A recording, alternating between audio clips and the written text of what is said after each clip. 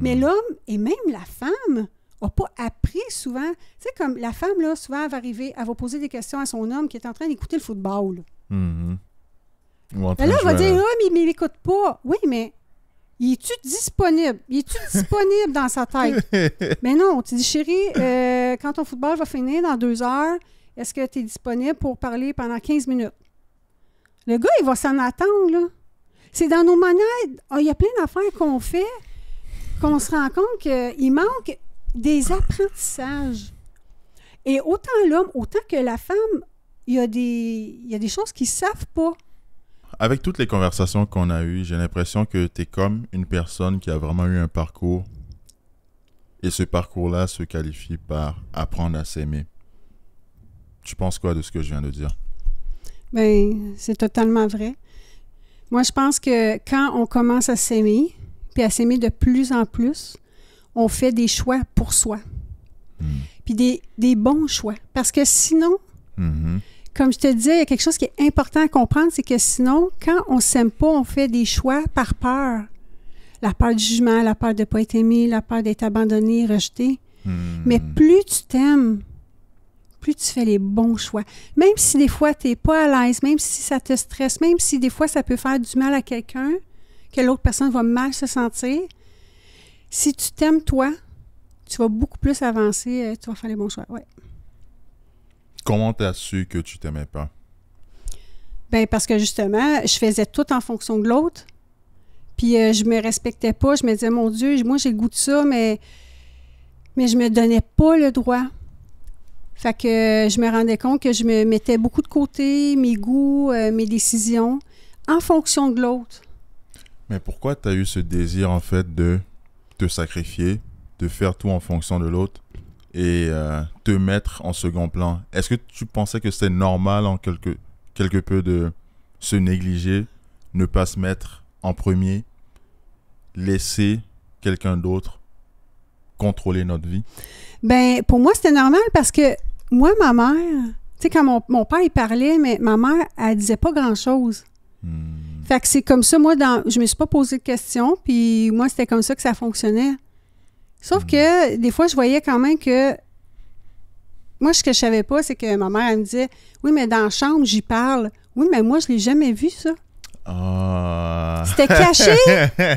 Fait que moi, quand j'étais avec ma fille, puis le père à ma fille, je me disais, ben non, là. Tu sais, moi, je pouvais pas faire ça. Tu sais, quand il y avait quelque chose qui marchait pas, ben il y a des choses que je disais, non, ça marche pas, là. Je le disais pas en arrière. Tu le disais, hein. Ben, il y a des choses mais... qui se disent devant, des choses qui se disent pas devant son enfant, là. C'est sûr. C'est sûr, mais tu m'as dit que tu as quand même eu une relation compliquée avec ton père pendant l'enfance. Oui. C'est quoi qui a compliqué cette enfance-là, à ton avis? Ben en fait, puis ça, c'est sans jugement, j'adore mon père, là, tu sais, puis il sait que ce qui est arrivé, c'est que, tu sais, j'ai vécu quand même avec la violence verbale, physique aussi. Lui, c'était sa manière de nous éduquer. Et puis, c'est sûr que tu comprends pas toujours, tu sais ce que tu dois faire puis ce que tu peux pas faire. Tu sais, moi, je vais pas faire ça parce que sinon, il va arriver ça.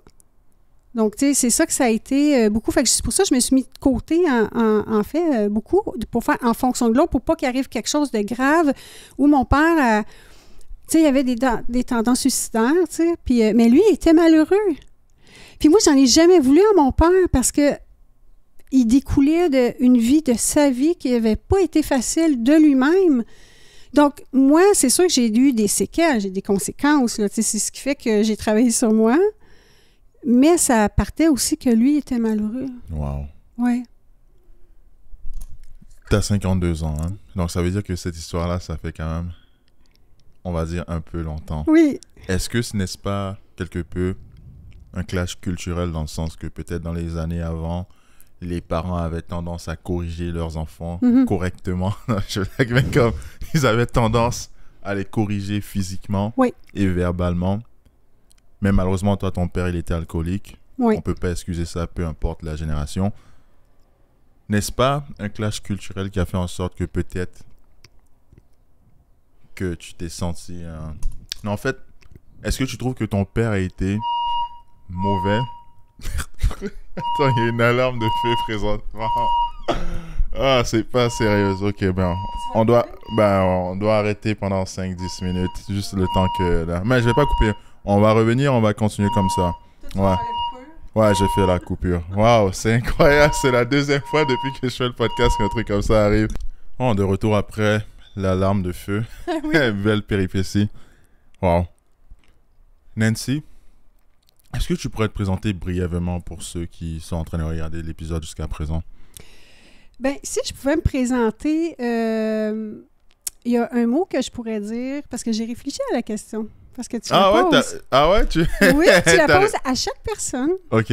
Puis je trouvais ça intéressant parce que souvent on va dire moi, oui, je travaille, je suis massokinésithérapeute, je coach en gestion du stress, thérapeute, les impacts des mémoires, des traumas dans le corps, mais je suis qui, moi, Nancy, à l'âge que j'ai 52 ans, où je me dis, où on parlait tantôt de mon cheminement, où je peux dire, Nancy, maintenant, elle existe. OK? Oh. Elle existe et on n'existe pas sans s'affirmer. Et moi, c'est ce que je veux donner comme message, entre autres, c'est oui, on existe en tant qu'être humain, mais est-ce que tu existes en t'affirmant? Puis je te dirais que ça, maintenant, maintenant, ça fait longtemps, mais que j'ai encore plus pris compte que même que quand j'élève ma fille ou avec moi-même, que moi, Nancy, qui je suis une femme, une maman qui s'affirme maintenant dans la vie. C'est pas toujours facile, par contre. Ça dépend des situations, mais c'est ça que j'ai le goût de dire. Tu sais, j'ai un cheminement, un développement personnel important, spirituel. J'ai travaillé dans le transgénérationnel. Donc, il y a beaucoup de choses que moi, j'ai libérées, que j'ai pris des prises de conscience, puis que je continue à travailler sur moi-même. Je trouve ça important. C'est quoi qui t'a fait prendre conscience? Qu'est-ce que tu veux dire? Prendre conscience de quoi? Prendre conscience que tu devais t'affirmer. Ben, écoute, à un moment donné, j'étais avec un ex-conjoint. On était en souper de couple, avec un autre couple. Puis là, je me rendais compte que la fille, elle parlait rough à son chum. Puis là, j'étais comme, mon Dieu... Puis que lui, il restait avec elle pareil. Puis là, moi, j'étais là, je me disais, hey, moi, là, je suis malheureuse, je parle pas, je dis pas ce que je dis, ce que je pense que j'aime pas, pour pas blesser l'autre, pour que l'autre m'aime, pour pas qu'il me laisse. Là, j'étais comme, ça a fait un gros déclic. Je dis, non, là, il y a quelque chose qui va pas. Il est temps de t'affirmer pour que tu sois plus heureuse. Ça a fait une grosse prise de conscience. Parce que tu pensais que c'était normal, en fait, d'accepter, de tolérer tout de son partenaire. Oui, même si j'étais malheureuse, pour moi, c'était normal. C'était normal. Est-ce que tu t'aimais? Non. Et non, je ne m'aime pas. Parce que si tu acceptes l'inacceptable, si tu ne fais que des choses par peur, et si tu ne fais que subir, parce que moi, je me dis dans la vie, soit tu subis, tu choisis ou tu choisis de subir. En fait, je suis pas sûr d'avoir compris. J'ai dit, attends, est-ce que tu peux réduire? Soit tu subis ou tu choisis de subir. Oui, bien, à la fin, quand tu choisis de subir, c'est parce que tu es consciente. Tu subis ton environnement ou ce que l'autre te fait vivre, bien, tu es consciente. Fait que comme moi, j'ai resté avec quelqu'un en ayant conscience que oui, je restais là pour telle raison. Mais quand tu subis, tu n'as pas conscience. Tu restes là, mais tu es dans tes peurs, tes blessures. Mais quand tu choisis, tu peux choisir soit de rester là puis subir, ou soit tu choisis, tu pars, ou tu t'affirmes, ou tu fais quelque chose. Tu as 52 ans. Oui.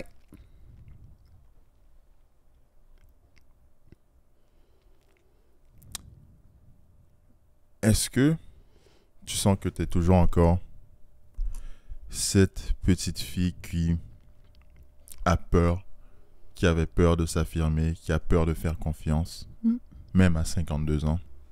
Tu es toujours cette même personne-là? Je suis plus la même personne. J'ai vraiment fait un gros travail sur moi, mais par contre, ça arrive, oui, je suis un être humain. J'ai pas passé le cap que je vis plus ça. Mais aujourd'hui, tu sais, quand il arrive quelque chose, je m'introspecte tout de suite, tu sais, je le vois si je suis pas bien, si je prends un recul, je regarde qu'est-ce que je ressens. Et puis, mais c'est sûr qu'il y a des fois qui peut plus me toucher, que ça peut être plus difficile, mais... Tu dirais quoi à d'autres femmes qui sont, on va dire, début vingtaine et qui ont vécu ce que toi, t'as vécu, c'est-à-dire, genre, tu penses que c'est normal de ne pas t'affirmer dans ton couple? Mais moi, c'est parce que, tu sais, quand t'as pas vécu autre chose, puis que t'as pas commencé à t'affirmer, parce que s'affirmer, là, c'est quelque chose. Parce que là, l'autre, il n'est pas habitué. Fait que là, ça va faire des flamèches. Ça, il faut s'en attendre, là. C'est quel type de flamèche ça faisait dans ta relation? Ben l'autre, il va dire, coudon, t'as changé, t'es plus la même. Oui, mais parce que elle, là, elle jouait pas, elle était pas elle-même. Fait qu'elle était quelqu'un d'autre pour se faire aimer, pour que l'autre l'aime. Donc, est-ce que tu n'avais pas l'impression, en fait, de trahir les gens avec qui tu étais parce que tu n'as jamais montré le vrai côté de toi, initialement? Ben moi, j'avais pas le mot trahison parce que c'était comme ça, ma réalité. Puis, tu sais, le mot trahir est quand même... Peut-être ça dépend pour quelle situation, mais moi, j'avais pas l'impression que je trahissais. Ben, je me trahissais moi-même, en fait. De trahir les autres, j'ai pas le mot trahir les autres. Mais que j'étais pas moi-même. Pour moi, c'est plus le mot que j'étais pas moi-même puis que j'étais pas honnête. Le mot honnêteté. Ouais. Ça te fait quoi maintenant d'être toi-même, d'être plus honnête envers toi-même? Ben, je suis bien mieux dans mon corps, dans mon esprit, dans mon cœur. Je peux prendre les décisions que moi qui me convient sans essayer que l'autre, essayer d'acheter la paix, là. Ça doit être compliqué, hein? À chaque fois d'essayer d'acheter la paix, à chaque fois de dire qu'est-ce que je dois faire pour qu'il doit être heureux? Pourquoi? Oui. Qu'est-ce que je dois faire? En fait, c'était comment, en fait? Comment t'achetais la paix dans ton ancienne relation? Ben, ça peut être dire que je dis la même chose. Ça peut être aussi que même faire l'amour quand ça me tente pas du tout, mais pas du tout. OK? Ça, c'est quelque chose que plusieurs femmes vivent. Ça, c'est quand même une réalité. Ça peut être aussi de se faire critiquer puis dire des choses puis tu dis rien. Wow. Aussi. Tu as dit que tu avais vécu de la violence conjugale. C'est quoi la violence conjugale? Mais ça va être différent pour certaines personnes. Moi, ça a été plus psychologique. Il y en a que ça va être physique, il y en a que ça va être sexuel, il y en a que ça va être monétaire aussi. J'ai vécu aussi du monétaire aussi. Donc, ça a été quand même... Puis ça, c'est sans jugement. Hein? On en parle, mais je ne veux pas émettre de jugement sur la personne avec qui j'étais bon, elle a réagi comme ça parce que comme ça, mais c'est sûr que ça a eu des conséquences. Mais tu l'as vécu comment? Oui, je l'ai vécu quand même. Non, tu l'as vécu comment?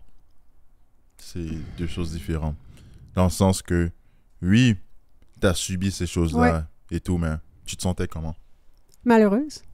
En dedans de moi, là, je me sentais coupée de moi-même. Je pleurais. J'avais tellement à l'intérieur de moi un cœur qui pleurait. J'étais pas bien. Je me sentais pas à ma place. Ouais. Est-ce que tu penses que cet ex-conjoint-là en était conscient?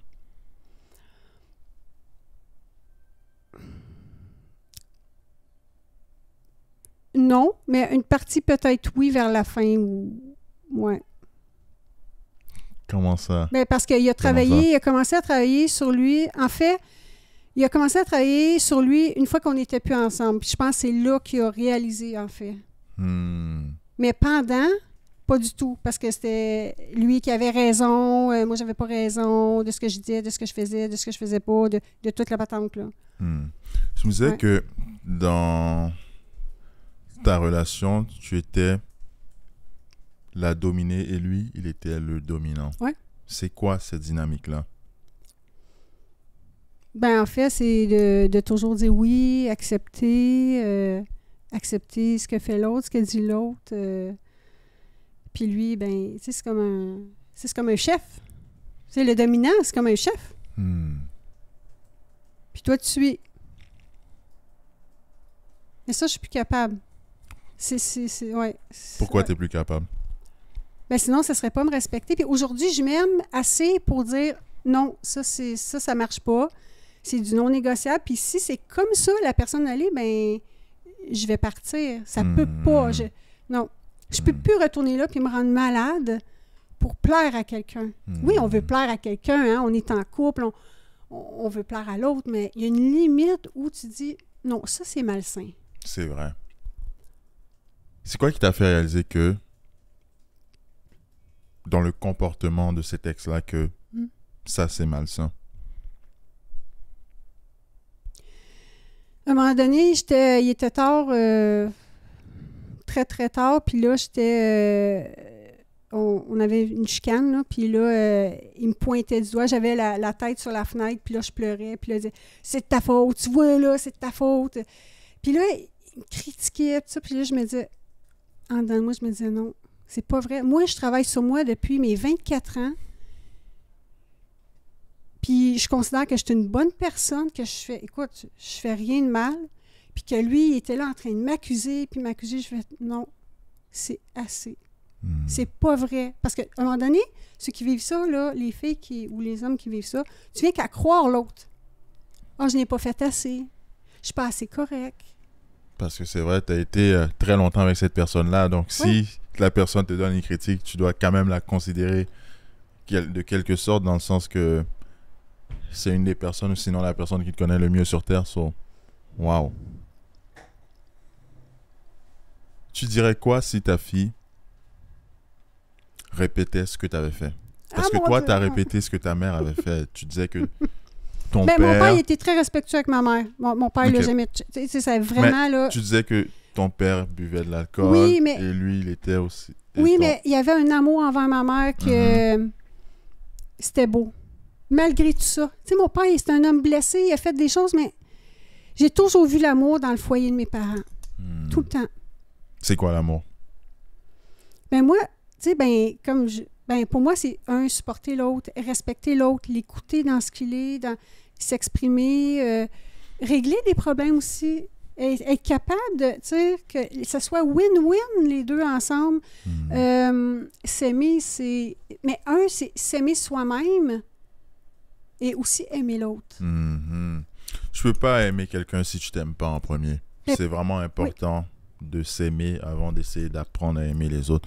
Oui, parfait. J'aimerais te déstabiliser. Oh là là!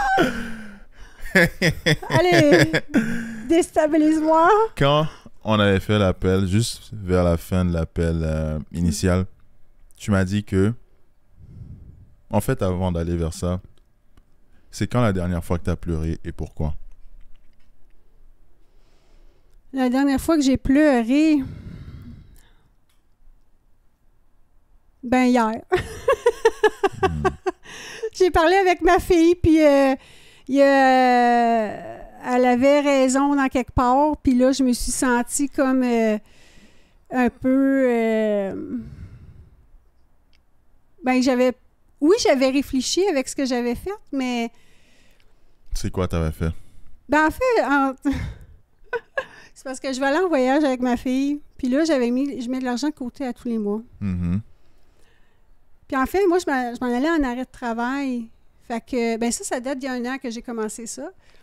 Puis là, ma fille, elle me dit, maman, cet argent-là, tu aurais dû l'utiliser pour ton arrêt de travail. Mais moi, il y a 1 an, là, en juin, là, je faisais ça pour notre voyage qu'on aimerait à Bali l'année prochaine, tu sais. Mais elle dit, elle dit, c'est là que tu en as besoin. Puis là, je dis, oui, je sais, mais moi, tu sais, c'est comme, on avait... c'est quand même quelque chose d'intime que je parle, là. On est à parlons-nous. Oui, c'est ça, mais... Tu sais, écoutez, moi, ma fille, elle a 19 ans, elle a son côté de réflexion. Moi, j'ai mon côté de réflexion de maman. Mais tu sais, moi, je crois beaucoup que, tu sais, moi, j'écoute ma fille. Ça veut pas dire qu'elle a raison ou qu'elle a pas raison. Moi, je suis capable de me remettre en question. Mais là, c'était comme deux idées, 2 croyances, que ça, elle ça, moi ça. Puis là, ça m'a fait de la peine que, tu sais... Pourquoi ça t'a fait autant de la peine? Parce que de ce que tu nous racontes, c'est une histoire d'économie d'argent. Oui, c'est ça, oui. Pourquoi une histoire d'économie d'argent te fait pleurer? Ben, parce que je voyais que mon histoire, elle passait pas pour ma fille. J'aurais aimé ça qu'elle accepte. Ça m'a fait de quoi, là? OK. Oui. Ouais, puis c'est respectable. Oui, c'est ça, tu sais. Ouais. Mais c'était pas un gros pleurement, mais c'était comme, oui, là, ça m'a fait de la peine. Mhm. Tu m'as dit, quand on se parlait par téléphone, vers la fin, tu t'es déjà mutilé. Ouais, automutilé. C'est quoi l'automutilation? En fait, c'est se blesser soi-même. Que ce soit en se donnant des coups, tu sais, il y a des gens qui peuvent se prendre un couteau, se couper, tout ça, mais moi, ça a été des coups que je... Ça, c'était une partie de ma vie très particulière. Je l'ai faite pendant 3 semaines. Pendant 3 semaines, tu as décidé d'auto-mutiler. Non, on décide pas. Non, c'est que moi, j'ai pas décidé. C'était comme un réflexe que mon corps avait pour que je ressente plus la douleur. En fait, ce qui est arrivé, c'est que j'ai eu 4 chirurgies en 10 mois, mais j'étais 3 ans en douleur, OK? Et puis, après la 4e chirurgie, je suis tombée en dépression. Les chirurgies, pourquoi? Pour la hanche, 2 fois pour mon doigt, mais en fait, j'ai eu une section complète, nerf de tendon, là. Fait que, tu sais, t'es en douleur, là. Tu sais, tu marches pas, je veux dire, c'est très douloureux, tu dors pas. Fait que j'étais très fatiguée. Je me demandais, j'allais recommencer à travailler, j'allais être capable. Tu sais, c'est tout un arrêt de travail, là, avec des douleurs, c'est très difficile. Ça a dû être très Puis là, compliqué. à un moment donné, j'ai commencé à me frapper parce que c'était trop pour moi. Écoute, je vivais tellement ça en douleur puis de la fatigue extrême. Je me suis frappée puis je fais comme, ben non, là, ça marche pas. Tu sais, moi qui ai un développement spirituel, développement personnel important, je me disais, mes outils ne marchaient pas, ne fonctionnaient pas. Fait que là, j'ai appelé CLSC. C'est là qu'ils m'ont pris. Ils m'ont pris en charge, puis j'ai fait aussi du yoga pour femmes avec une de mes amies où j'ai appris à reconnecter à mon corps. J'étais plus connectée. J'étais comme une loque, morte, une zombie, quasiment. Et puis, tellement j'avais des douleurs.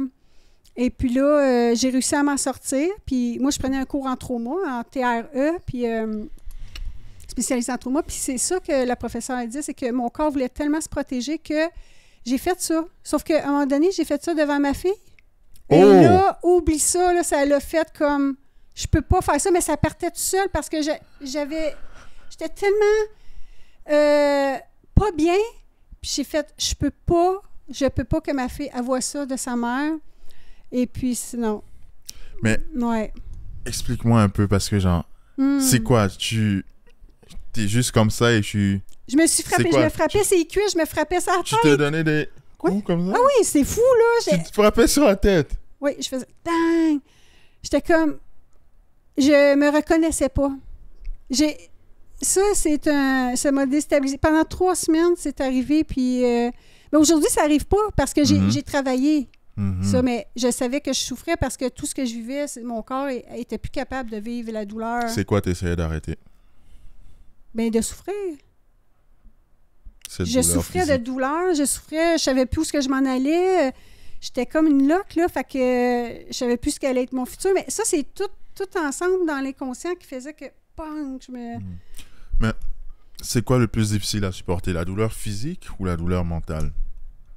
C'est de voir que, que j'avais fait ça devant ma fille. Ça, c'était le... Ouais. Je pouvais pas, c'était trop. Ouais. Puis même de me voir comme ça, je me disais, je peux pas croire, Nancy, que t'en es rendu là, mais c'est pas choisi. C'est le corps qui fait ça pour se protéger. On veut plus avoir mal. Wow. C'est vrai que quand tu te rends à un certain niveau de douleur psychologique et mentale, c'est vrai que c'est difficile de trouver de manière de s'en sortir. Est-ce que tu te sentais seule au monde? Bien, quand ça m'arrivait, je me sentais seule. Sauf que moi, j'ai été chercher de l'aide. Puis ceux qui nous écoutent, là, allez chercher de l'aide. Il y a de l'aide. Il faut aller chercher de l'aide. Ouais. Moi, c'est ce que j'ai fait. C'est ça qui m'a aidé à m'en sortir. Puis même et d'y mettre du sien. C'est quoi qui t'a aidé? À part les cours de yoga, de te reconnecter et tout, mais plus concrètement, est-ce qu'il y a une vision qui t'a fait changer, retourner sur le droit chemin? C'est-à-dire que, est-ce qu'il y a une manière de voir la vie qui a changé en toi? Ben, c'est plus en diminuant les symptômes que ça m'a aidé. Mais aussi, en même temps, avec la thérapeute là, au CLSC qui m'a aidé à me reconnecter. Mais je vais dire, elle, puis le yoga pour femmes, plus j'avais pris avec Jennifer du privé avec elle pour me reconnecter à mon corps. Là. Puis c'est le fait de déconnecter, puis il y a des gens qui il y a des gens qui ne s'en rendent pas compte. Ils sont complètement déconnectés d'eux. Ils font des choix, ils ont des comportements qui ont pas rapport, que c'est des comportements de survie. Moi, je survivais, là. Fait que j'ai réappris, oui, à diminuer la douleur, mais à me reprendre le plein pouvoir de moi, de mon corps. Ça l'a changé, ça. Oui.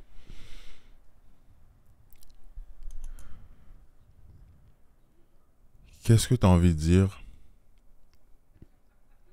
aux gens qui s'automutilent présentement et qui regardent cette vidéo-là, on va dire? Qu'est-ce que tu as envie de dire? Quel message tu aurais à donner à quelqu'un qui s'automutile? Moi, là, je leur dirais, de un, j'ai de la compassion pour eux, puis qu'ils aient la compassion pour eux. Et puis d'aller chercher de l'aide. Puis, tu sais, aller chercher de l'aide, ça ne veut pas dire que ça va être facile faire le travail. Ça peut être difficile d'aller revisiter des moments qui sont très difficiles, mais c'est en passant par là, entre autres, que vous allez arriver. Mais j'ai une technique aussi qui s'appelle le TRE qui m'a aidé énormément parce que, dans le fond, j'étudiais cette technique-là en même temps que ça m'est arrivé. C'est une technique pour Est-ce que tu es sûr qu'elle marche si tu l'as fait en même temps? Non, je blague. Ouais, hein? Je me disais, est-ce que tu es sûr qu'elle marche si tu l'utilisais en même temps que... Ouais. Oui, mais c'est parce que... Ben oui, mais c'est arrivé. Moi, je n'étais plus capable de faire le TRE. Il a fallu que je prenne un rendez-vous avec mon professeur. Parce que je n'étais plus capable, même moi, de tout faire ce que j'avais à faire. Donc, oui, ça m'a aidé à cette technique-là parce que c'est une technique de corps. On n'est pas obligé de parler parce que quand on vit ça, on souffre. On ne veut pas revisiter nécessairement nos douleurs. Donc, pour ceux qui ont été violés, agressés, abusés, séquestrés, ceux qui ont été à la guerre, tout ça, c'est une technique de choix que, tu sais, souvent tu vas en parler, mais ça ne te tente plus.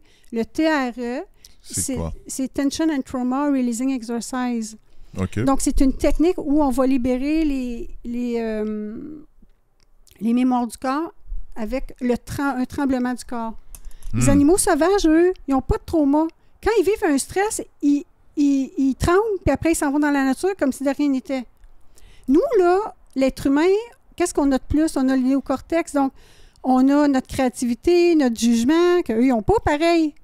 Puis, tu sais, nous, notre imagination, elle peut aller bien loin. C'est ce qui fait qu'on peut rester longtemps dans un trauma. Parce qu'on empire la situation. Oui, ouais.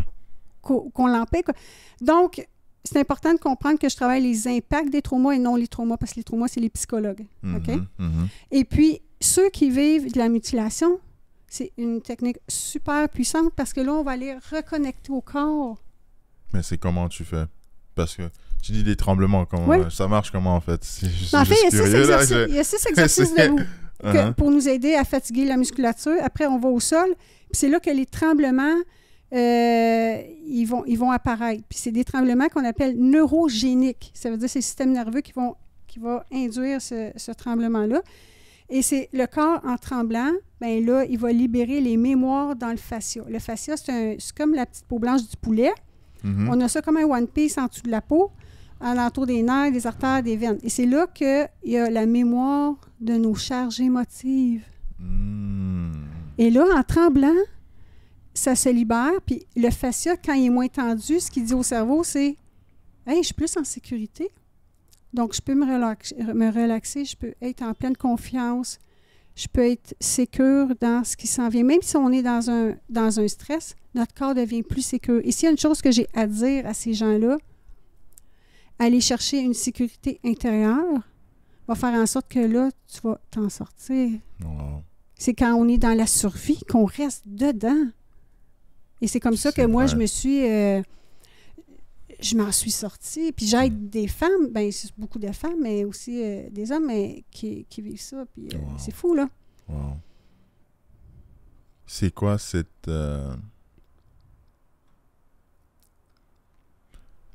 C'est quoi ta fille a pensé de ce moment-là?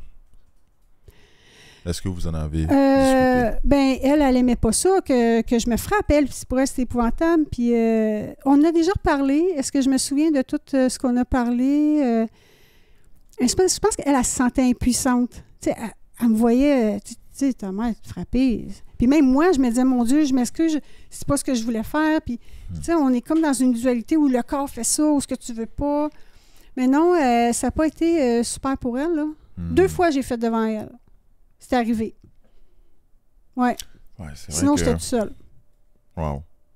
Je m'imagine pas ça parce que c'est vraiment... Wow. Juste vraiment aller te frapper comme ça, tout seul, comme ça. Non, moi, j'étais effrayée quand c'est arrivé. J'étais effrayée qu'elle ait vu ça. Là. Mais est-ce que tu n'avais pas l'impression, je sais pas, d'être possédée? Je sais pas, c'est... Il y a quelque chose qui se passe, là. De même, je suis comme...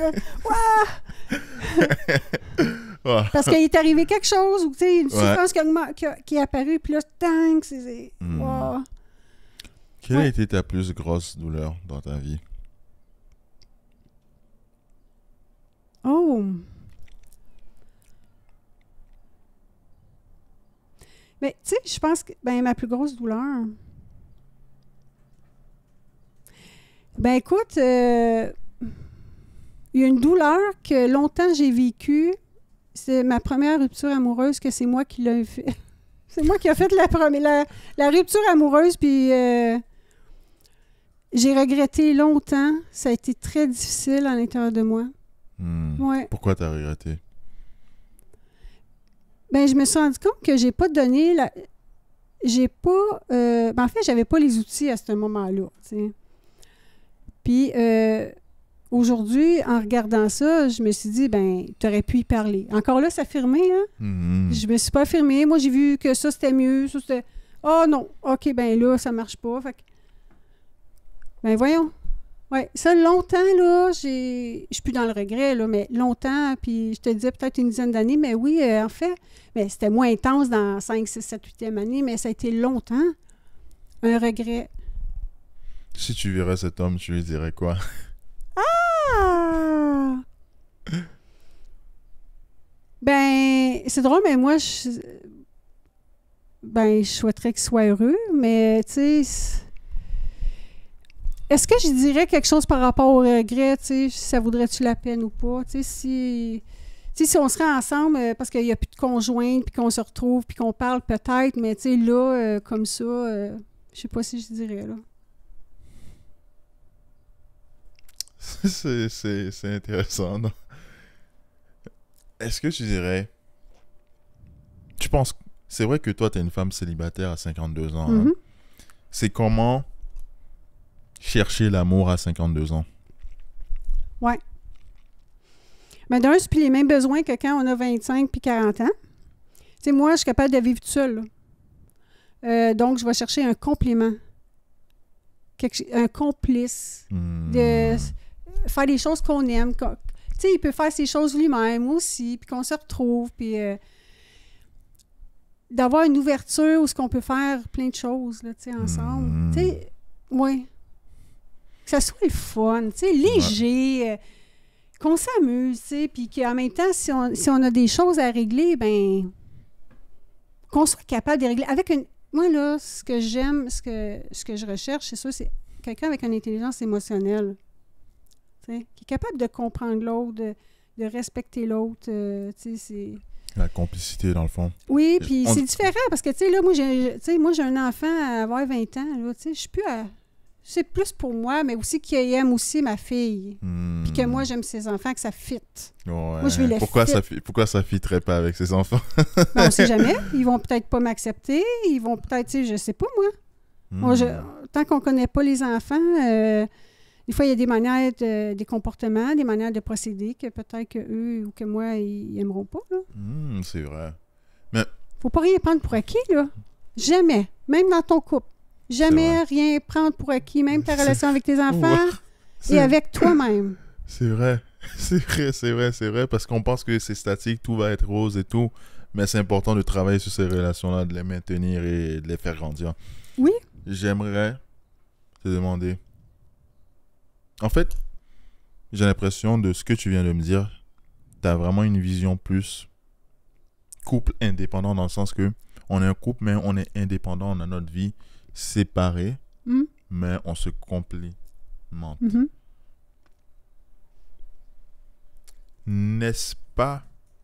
Est-ce que c'est quelque chose qui est venu avec de l'âge? Parce que j'ai l'impression que quand on est jeune, on veut vraiment tout ensemble, on veut ça.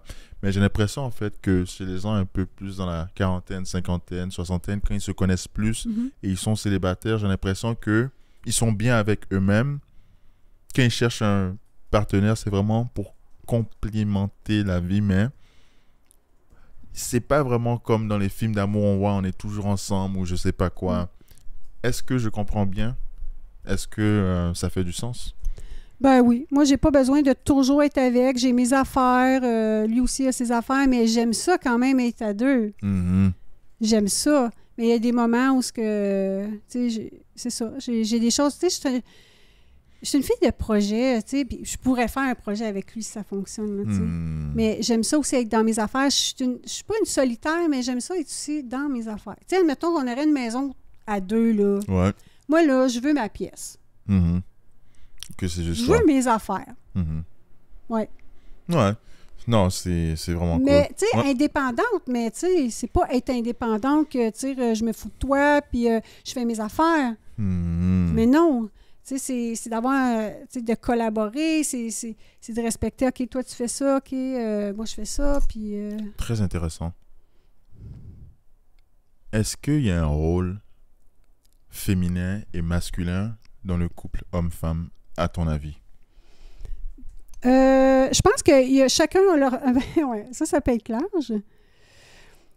Là, ta question, c'est-tu genre le gars sort les poubelles puis la fille a fait la vaisselle? C'est comme tu l'interprètes. C'est pas ce que j'ai dit, mais c'est comme tu l'interprètes. Okay. Moi, je pense que... Ben, moi, ce que j'aime, c'est que les deux, on fasse la cuisine ensemble, que les deux, on fasse la vaisselle ensemble. C'est pas un ou l'autre. Je peux autant sortir les poubelles ou faire le gazon, ou lui peut faire la cuisine. Je suis pas stéréotypée. Mais c'est sûr que le barbecue, j'aime mieux y laisser. Je suis moins bonne là-dedans. J'ai peur que ça me saute dans la face. Mais je pense que quand même, toute seule, des fois, on pogne le rôle où ce que l'homme, souvent, il va faire quelque chose d'homme, tu sais. Ça se fait des fois toute seule, sans s'en rendre compte. Mais moi, je suis pas une puriste. T'as dit, moi, je pogne quoi? Je ne suis pas une puriste. Ah, OK, t'es pas une puriste. Okay. Que le gars, il fait ça, que la femme a fait ça. Non. Et pourquoi tu penses... Pourquoi tu n'es pas une puriste? C'est quoi qui te fait dire que être traditionnel, c'est-à-dire avoir des rôles de genre, n'est pas la solution dans un couple? Pourquoi tu as cette vision-là? Ben parce que moi, j'ai vécu l'expérience. C'est le fun en tabarnak. C'est le fun de partager. Puis si, admettons, lui, il fait la cuisine, moi, je fais d'autres choses. C'est pas grave, là. On fait les deux d'autres choses. Sauf que moi, j'aime pas les débalancements. C'est quoi un débalancement? Si, là, un en fait trop, puis l'autre fait rien. Ça, j'aime pas ça. Ça, c'est sûr. Est-ce que c'était comme ça dans mais je calcule ou... pas, là, tu sais, de même. Ouais. Mais sauf que c'est sûr, si la personne est malade, on s'entend que ça se peut que l'autre en fasse plus. C'est normal, ben oui. Non, moi, là, on fait les choses les deux. C'est quoi la différence entre un homme de 25 ans et un homme de 52 ans sur le plan de maturité amoureuse, communication? Ben, je pense qu'en général, mais pas tout le temps. Ouais, des fois, tu peux un petit peu plus communiquer, là. Mais il y en a que... Non, c'est pas fort. C'est pas fort? Non, mais ils n'ont pas appris, c'est pas un jugement. Il y en a qui n'ont pas appris à discuter. Même eux, ils ont de la misère avec leurs propres émotions. Là. Ben, c'est pas juste une question d'émotion. Puis quand je parle d'émotion, c'est pas de pleurer. Puis de parler, c'est de parler pendant des heures. Là. Mais l'homme et même la femme n'ont pas appris souvent. Tu sais, comme la femme, là, souvent, elle va arriver, elle va poser des questions à son homme qui est en train d'écouter le football. Là. Mhm. Ou en Et train là, de on va jouer à dire, la- ah, mais il m'écoute pas. Oui, mais il est-tu disponible? Il est-tu disponible dans sa tête? Mais non, tu dis, chérie, quand ton football va finir dans 2 heures, est-ce que tu es disponible pour parler pendant 15 minutes? Le gars, il va s'en attendre, là. C'est dans nos manières. Il y a plein d'affaires qu'on fait qu'on se rend compte qu'il manque des apprentissages. Et autant l'homme, autant que la femme, il y a des choses qu'ils ne savent pas. C'est vrai parce que, comme je te disais tantôt, moi, ce podcast-là est venu du fait que je pensais à 24 ans que les hommes et les femmes ont pensé exactement de la même manière et qu'on s'exprimait de la même manière. C'est-à-dire, on peut penser quelque chose, mais on ne va pas bien souvent le dire de la même manière. Donc, ça fait en sorte qu'il y a des incompréhensions parfois. Parfois, les hommes ont tendance à être plus directs dans leur manière de parler et parfois, certaines femmes ont tendance à être plus indirectes. Donc, ça crée des frictions. Voilà même l'idée de ce podcast-là. Permettre les deux genres à apprendre à mieux se connaître parce que beaucoup, comme moi j'en faisais partie, pensent que quand tu dis quelque chose, ça va être compris exactement de la même manière que tu l'as dit à ta partenaire ou ton partenaire. Mais malheureusement, bien souvent, non. Est-ce que tu as des techniques pour bien communiquer dans tes relations? Ben oui. Puis, il faut comprendre que biologiquement, on est très différents. Tu sais, la femme, là, dans le temps préhistorique, qu'est-ce qu'elle faisait quand l'homme allait se chasser? Elle, là, les femmes étaient ensemble, en communauté, avec les enfants. Elles protégeaient le clan. Donc, on n'a pas les mêmes rôles, biologiquement, archaïquement. Tu comprends? Donc, oui, un truc, c'est d'être dans un environnement qui est calme. Wow. Que les deux, on soit disponibles.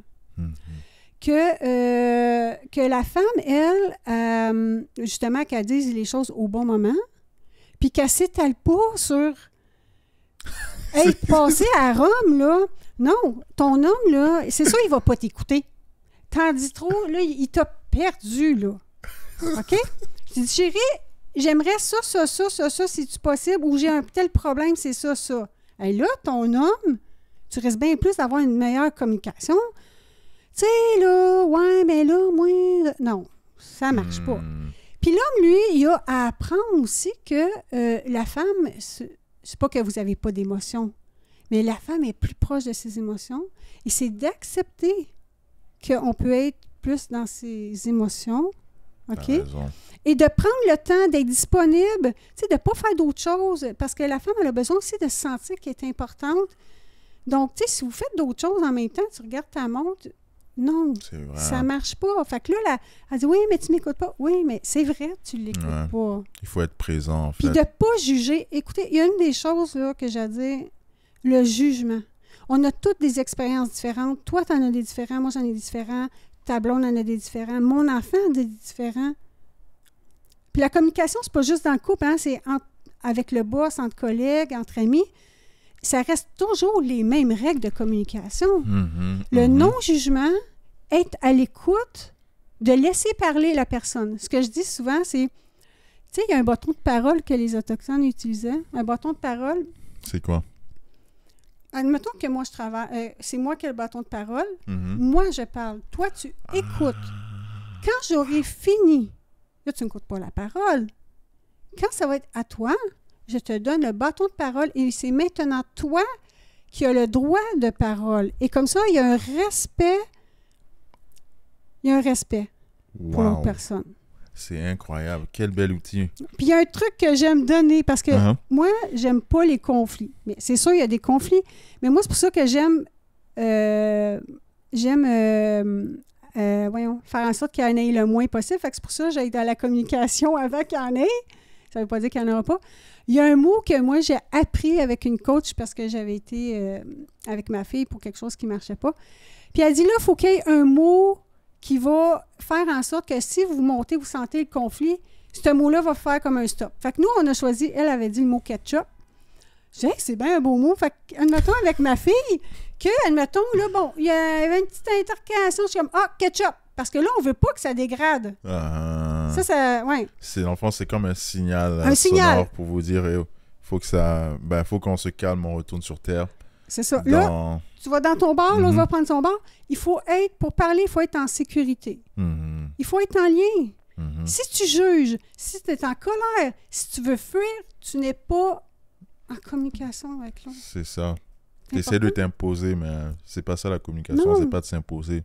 C'est de laisser l'autre être à sa place. Elle t'a vraiment bien dit. Laisser être. Pas lâcher prise. Oui, laisser être la personne. Ça veut pas dire que tu vas toujours être d'accord, mais laisser être la personne, sinon ça revient à comme quand moi j'étais jeune ou longtemps dans ma vie adulte, parce que je me fermais puis j'essayais de plaire à l'autre.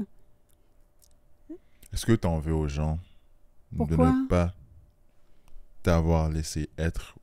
Parce que dans le sens que on voit quand même quand quelqu'un dit pas ce qu'il pense ou quand quelqu'un se renferme et dit pas ce qu'il pense. Est-ce que tu en veux aux autres de ne jamais avoir d'avoir créé une atmosphère dans laquelle tu pouvais être qui tu étais? Je parle plus précisément de tes parents ou tout simplement le père de ta fille. Est-ce que tu en veux à ces personnes-là de ne jamais avoir créé d'atmosphère qui te permettait de simplement être? Ben non. Pourquoi? Parce que, moi-même, je le faisais pas. Je me le donnais pas moi-même. Je créais même pas moi-même la sécurité. Là, je le fais parce qu'avec ma fille, admettons, je le mets sur table, ce lien de sécurité-là, que je l'écoute, que je l'entends, que je la vois, que je la respecte. Mais j'en veux pas aux autres parce que les autres aussi sont autant ils peuvent autant être dans leurs blessures. Donc, pourquoi? Ouais. Tu suis ici pour poser des questions. Ouais. Et ça veut pas dire que je pense ça, mais pourquoi tu les défends autant? Pourquoi tu défends autant les autres? Parce qu'on dirait que tu es prêt à être blessé. Tu es prêt à te blesser. Tu es plus prête à te blesser que à en fait, attends, laisse-moi reformuler. Tu es tellement prête à défendre les gens que ça te dérange pas de te blesser pour les défendre. Pourquoi tu es comme ça? Ben, ça veut pas dire que je me blesse. Ça veut juste dire que je comprends l'autre personne qui est qui est simplement dans un état où elle n'est pas capable de... Je me blesse pas plus, moi. Pourquoi j'ai employé le terme blessé, c'est le fait que tu as accepté l'inacceptable. Avant. Ouais, tu as accepté l'inacceptable. Mm-hmm. Pourquoi ça te faisait plus mal, on va dire entre guillemets, ça te faisait plus de bien d'accepter l'inacceptable que de t'affirmer? Ben, ça ne faisait pas si tant de... En fait, c'est que je me protégeais. Ça ne fait pas du bien, là. C'est deux choses différentes. Aujourd'hui, si je m'affirme, je m'affirme, mais en sécurité, avec amour pour moi. Je ne le fais pas dans un état de survie. Fait que oui, l'autre personne, elle a sa propre histoire. Si elle réagit, c'est parce que c'est avec sa propre histoire que ça réagit, pas avec la mienne. Elle réagit avec elle-même, elle ne réagit pas avec toi. Ben, oui, avec ce qu'elle accepte, ce qu'elle n'accepte pas, avec ce qu'elle a vécu. Wow. Donc, c'est pour ça que moi, je suis capable de faire la différence entre, OK, ça fait pas, c'est sûr que ça me fait du mal si ça me fait, je trouve pas ça le fun quand elle réagit. Mais c'est par rapport à son histoire à elle. Fait que moi, aujourd'hui, je suis capable de faire la différence. Entre les deux. Mais oui. Wow. On est à la marque fatidique des 1 heure. Oui. Et je me suis promis 2 choses à ce podcast. Des excellentes conversations et pas plus que 1 heure. D'habitude, je demande de façon traditionnelle à mes invités de dire un message aux gens qui ont écouté. Mais toi, je te réserve une belle surprise, mais dans le sens que qu'est-ce que tu aimerais dire à ta fille? Wow! Merci! Mais tu sais que ça me touche, cette question-là, parce que moi, ma fille, c'est quelqu'un de profondément que j'aime. Et je voudrais dire que qu'elle continue de s'aimer ou qu'elle s'aime, qu'elle fasse les choix pour ce qu'elle, elle veut faire. Tu sais, s'aimer, c'est la base. Puis ce qui est important, c'est qu'elle se voit, qu'elle s'écoute. Parce que quand on était enfant, on n'a pas été vu, entendu, écouté, on le fait pas parce qu'on l'a pas appris. Moi, j'ai montré, j'ai fait ça avec elle. Mais qu'elle continue ça. Qu'elle fasse... C'est sûr, en tant que maman, comme là, elle veut voyager toute seule. Et là, moi, le cœur me déchire, mais en même temps, je lui dis, gars, fais tes rêves. Tu as le goût, même si moi, ça me déchire, c'est ça qui t'anime. C'est ça qui t'anime. Laisse pas quelqu'un enlever ton feu. J'aurais pas pu mieux le dire, dans le sens qu'on voit là à quel point c'est important l'amour d'une mère. T'es chanceuse. Pour tous ceux qui ont regardé, merci encore et à la prochaine.